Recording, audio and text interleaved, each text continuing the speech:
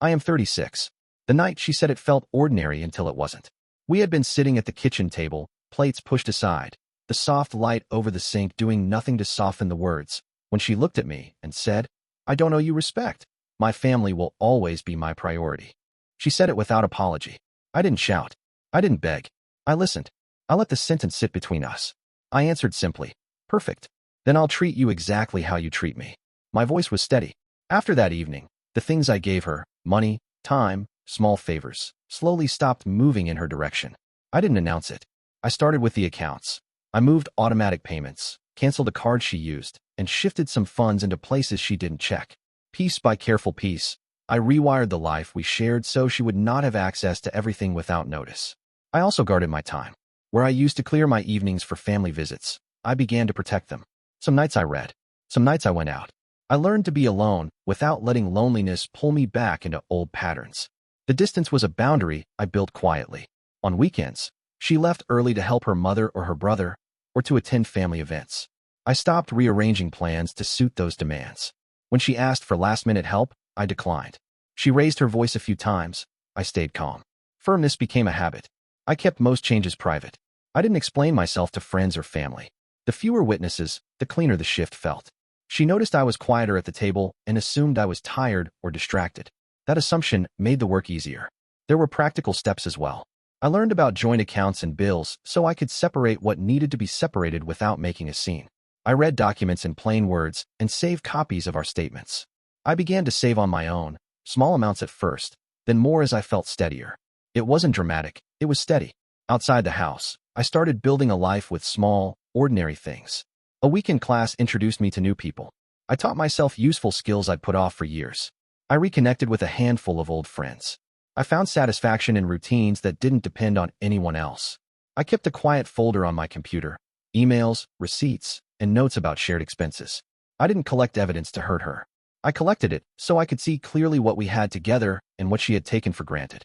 Those records were practical, not vengeful. Everything I did was deliberate and slow.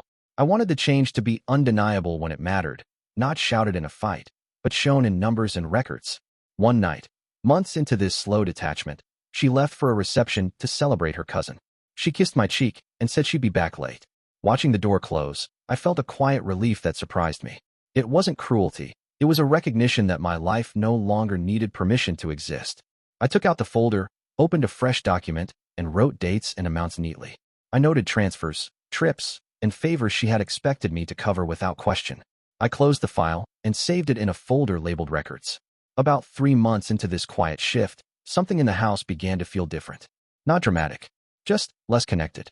She didn't notice it the way I did. When she was home, she stayed glued to her phone, replying to her mother or sorting out her brother's problems. I stopped asking who she was texting. I stopped trying to join the conversations. I stopped waiting for her attention. One Saturday morning, she rushed around the kitchen, grabbing her purse and complaining that her brother had messed up another major thing again. Before all this, I would have driven across town with her, handled the talking, covered the cost, and smoothed the mess.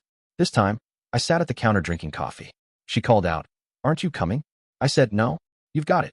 She paused for maybe 2 seconds, surprised, but didn't push. She left. The silence after the door closed felt steadier than it used to. I started using those open hours to take care of my own life. I organized things, paid bills early, and kept track of whatever we shared. Instead of waiting for her to come home and launch into another story about her brother's mistakes, I made dinner for myself. Simple meals that didn't need praise or thanks. I slept better, too. The tension in the house had faded once I let go of fixing things for her. Little by little, she handed more and more of herself to her family, and less to our marriage. If she noticed the shift I was making, she didn't say a word. She probably thought my calmness meant I was happily supporting her choices. But I wasn't supporting them. I was stepping away from them. She still made comments, though. Things like, "You know my mom needs me," or "My brother's been through a lot," or "It's not like you need anything from me." She said these things casually, like they were facts we both agreed on. One evening, after another long day of her running around for everyone except us, she sat down across from me and vented about her brother's reckless decisions again. When she finished, she added, "I swear, sometimes I feel like I'm the only one holding this family together." I kept my tone level. "You're doing a lot. Maybe too much." She brushed it off. "They're my responsibility." It was strange hearing her claim responsibility for everyone but her husband. But by then, I had stopped offering reactions that would lead to drawn-out arguments. I wasn't cruel. I simply didn't hand her the emotional support she had long stopped giving me. During this time, I worked on the folder. Quietly. It grew with every passing week. Shared bills I covered alone. Expenses that were supposed to be split. Messages showing her priorities. Small notes to remind myself of dates and decisions. Every file was clear and simple. None of it was exaggerated or dramatic. It was a record of reality, plain and steady. Meanwhile, I kept building a life outside the marriage. Nothing secret or suspicious. Just a life that didn't rely on her attention. I saw friends on weekends. I picked up a few hobbies. I helped a neighbor with a project that turned into regular conversations. I wasn't looking to replace her. I was just building something stable inside myself, something she hadn't bothered to build with me in a long time. By the end of the third month, I felt like two separate relationships existed in the same house. One where she poured herself into her family, and one where I no longer poured myself into her. By the fourth month, our routines looked normal from the outside, but inside the house, everything had shifted. We still woke up under the same roof, ate at the same table, slept on the same mattress, but we lived in two different worlds. Hers revolved around her family. Mine revolved around rebuilding myself quietly. She didn't question my calmness. If anything, she seemed relieved I had stopped asking her to divide her time more fairly. She took my silence as acceptance, not preparation. The turning point started small, like most things in this story. Her brother got into financial trouble again, something big enough that even she looked stressed. For a few days, she was unusually quiet. Not for me, but because she couldn't fix his problems instantly. She kept pacing around the living room at night, checking her phone every few minutes, waiting for updates. One evening, she finally said, "He might need help soon." I nodded. I figured. That was all. No long discussion. No argument. I didn't ask what she planned to do. I didn't offer solutions. I didn't offer money. She seemed thrown off by my calm response, but she didn't challenge it. Around this time, I updated the folder more often. I organized everything into sections and created one final document. A summary of our financial history, our agreements, and the way she had shifted responsibilities entirely onto me. Everything is written clearly, without emotion. Not out of spite. Out of self-protection.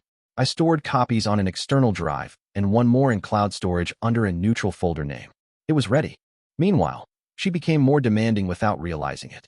Every day, she asked for some favor, some errand, some task connected to her family. She didn't say please anymore. She didn't say thank you either. She simply assumed I would do it, the same way she assumed her family always came first. But I didn't argue. I didn't explain. I simply said, "I'm not available," or "You'll have to handle that," or "Not this time." She reacted with small flashes of surprise, but never with the awareness to ask what had changed. Her brother's situation grew worse. He owed money. Serious money. The kind you can't ignore or push away. She talked to him late into the night, offering comfort, trying to manage things like she always did. I could hear bits of her conversations through the wall. Her voice sounded tight, strained. The next morning, she came into the kitchen looking exhausted. "He needs a large amount," she said, rubbing her temples. "He doesn't know what to do." I waited for the part where she asked me to help. She didn't. Not yet. She just walked out the door to meet him.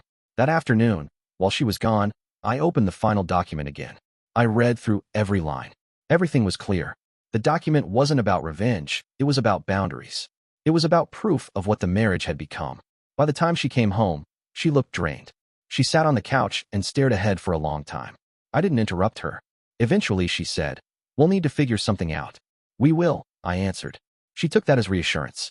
It wasn't. That night, I slept easily.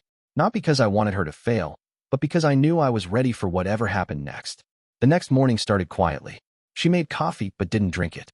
She kept checking her phone, waiting for her brother to send updates. Her shoulders looked tight, her jaw set in a way I'd seen many times before, whenever her family needed something big. Around noon, she finally sat beside me on the couch.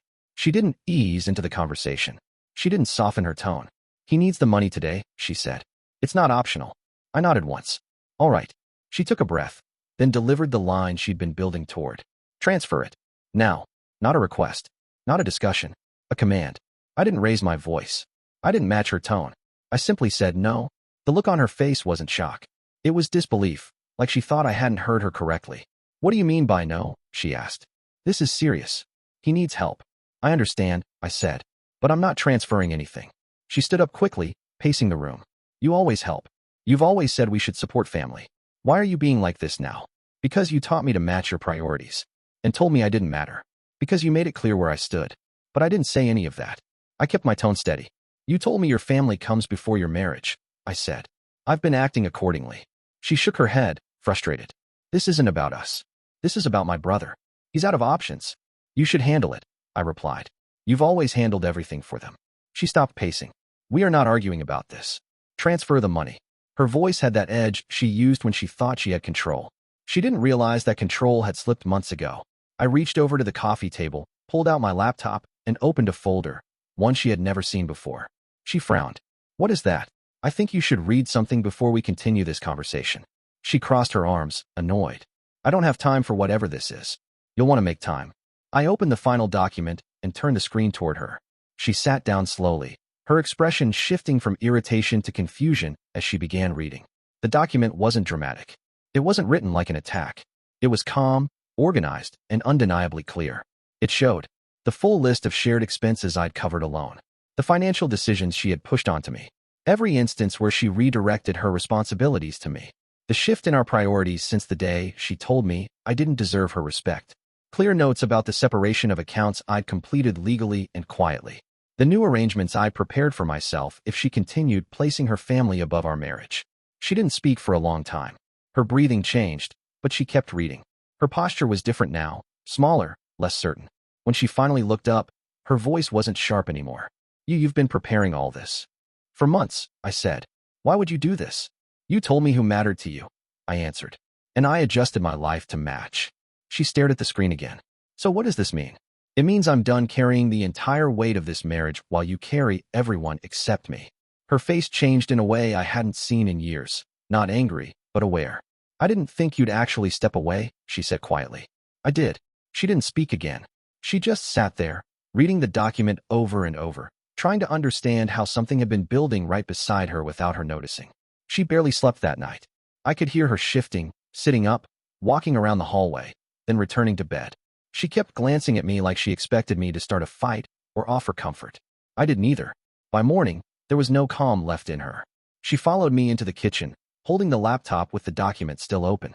Her voice was tight. We need to talk. I poured myself coffee. I'm listening. She set the laptop on the table. You can't just separate things without telling me. You can't just pull away like this. I didn't hide anything illegal. I didn't lie. I didn't take anything from you, I said. I just stopped giving everything to someone who refused to give anything back. She sat down slowly, rubbing her forehead. I know things got unbalanced, but this is extreme. I kept my tone even. For months, you told me, through your actions, that I wasn't your priority. You believed I would always stay in the background and support every decision without question. You assumed I would keep covering everything while you kept choosing your family first. That's not fair, she whispered. It's accurate. She pressed her hands together, thinking hard. It was the first time in a long time that she wasn't trying to win. She was trying to understand. Then her phone buzzed. Her brother. She stared at the screen, then put the phone face down. He still needs the money, she said quietly. He's desperate. I nodded. I'm sure he is. You really won't help? No. She swallowed. They depend on me. They always have, I said. But you made that choice. Not me. She leaned back, staring at the ceiling for a long moment. I can't believe you built all this behind my back. I didn't do it to punish you, I replied. I did it to protect myself. Because I realized one day you'd demand something like this and expect me to just hand over whatever you wanted. She looked down at the document again. And if I hadn't asked for the money, when were you going to show me this? When I was ready to leave, I said honestly. That hit her harder than anything else. Her hand stilled. Her expression changed from frustration to something much quieter. You were planning to walk away? If things kept going the same way, yes. She looked around the kitchen, our kitchen, like she was finally seeing how distant things had become. The empty evenings, the separate routines, the quiet meals, all the signs she had ignored. I didn't think you'd ever stop trying, she said. That's the problem. You thought I would never stop. A long silence filled the room. Not tense, not angry, just real. She pulled the laptop closer and read through the document again. Not fast this time. Carefully. She didn't argue with a single line. She couldn't. It was factual. It was her own behavior reflected at her. After a few minutes, she spoke again, this time without the usual sharpness. I want to fix things. I know that might not mean anything right now, but I don't want our marriage to be like this. I'm not interested in promises, I said. Not speeches. Real change, or nothing. She nodded slowly. Then I'll start with something real. I'll handle my brother's problem myself. I won't ask you again. That was the first genuine step she had taken toward our marriage in a very long time. She closed the laptop gently. I understand why you did all this. I just didn't think the day would come when you'd actually show me. I didn't think the day would come when you'd force me to. She nodded again, eyes steady, not dramatic, just aware. That day wasn't about revenge in a loud, chaotic way. It was about consequences finally catching up. It was about her hearing the truth she had ignored for too long. And maybe that's what karma really looks like in real life. Quiet, steady, and waiting for the moment it needs to speak. What do you think? Should he give her another chance, or walk away for good?